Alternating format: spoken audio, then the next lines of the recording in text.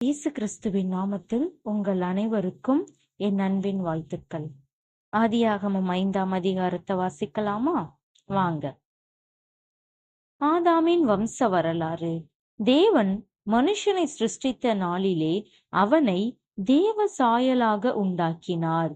அவர்களை ஆணும் பெண்ணுமாக சிருஷ்டித்து அவர்களை ஆசீர்வதித்து அவர்களை சிருஷ்டித்த நாளிலே அவர்களுக்கு மனுஷர் என்று பெயரிட்டார். ஆதாம் 130 வயதான போது தன் சாயலாக தன் ரூபத்தின்படியே ஒரு குமாரனை பெற்று அவனுக்கு சேத் என்று பெயரிட்டான். ஆதாம் சேத்தை பெற்ற பின் 800 வருஷம் உயிரோடு இருந்து குமாரரையும் குமாரத்திகளையும் பெற்றான். ஆதாம் உயிரோடு இருந்த நாளெல்லாம் 930 வருஷம். அவன் மரித்தான். சேத் 105 வயதான போது ஏனோசை பெற்றான். சேத் ஏனோசை பெற்ற பின் 807 வருஷம் உயிரோடு இருந்து குமாரரையும் குமாரத்திகளையும் பெற்றான். சேத்துடைய நாளெல்லாம் 912 வருஷம். அவன் மரித்தான். ஏனோஸ் 90 வயதான போது கேனானை பெற்றான். ஏனோஸ் கேனானை பெற்ற பின் 815 வருஷம் உயிரோடு இருந்து குமாரரையும் குமாரத்திகளையும் பெற்றான். ஏனோசுடைய நாளெல்லாம் 905 வருஷம். அவன் மரித்தான். கேனான் 70 வயதான போது மகலாலேயலை பெற்றான். கேனான் மகலாலேயலை பெற்ற பின் 840 வருஷம் உயிரோடு இருந்து குமாரரையும் குமாரத்திகளையும் பெற்றான்.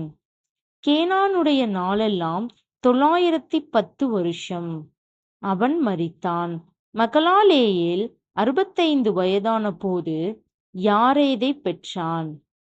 மகலாலேயேல் யாரேதை பெற்ற பின் 830 வருஷம் உயிரோடு இருந்து குமாரரையும் குமாரத்திகளையும் பெற்றான்.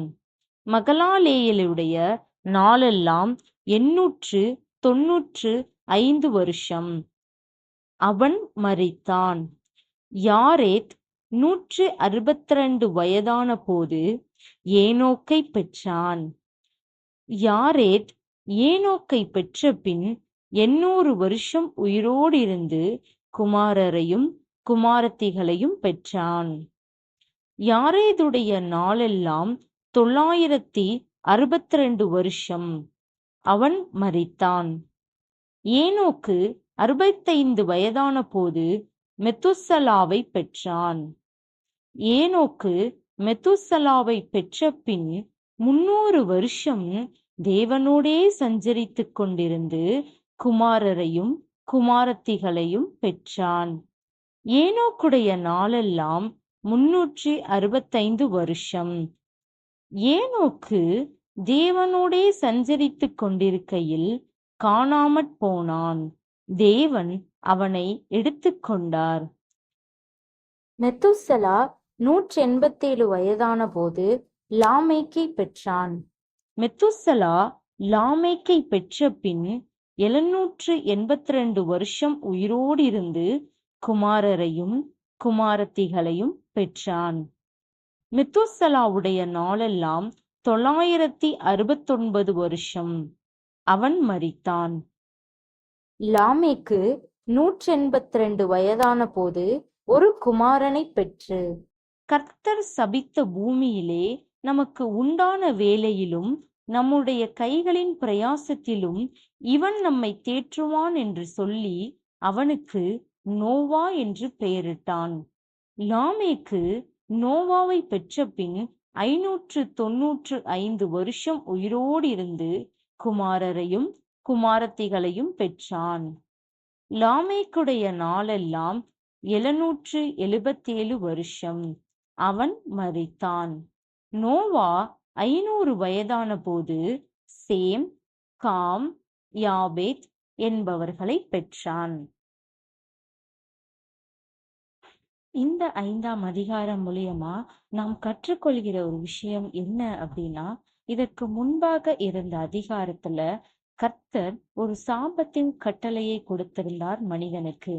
நீ மண்ணா இருக்கிறாய், மண்ணுக்கு திரும்புவாய் என்று. ஆனால் அந்த கட்டளை இங்கு ஏனோக்கின் வாழ்க்கையில் விலக்கு பெற்றிருக்கிறது.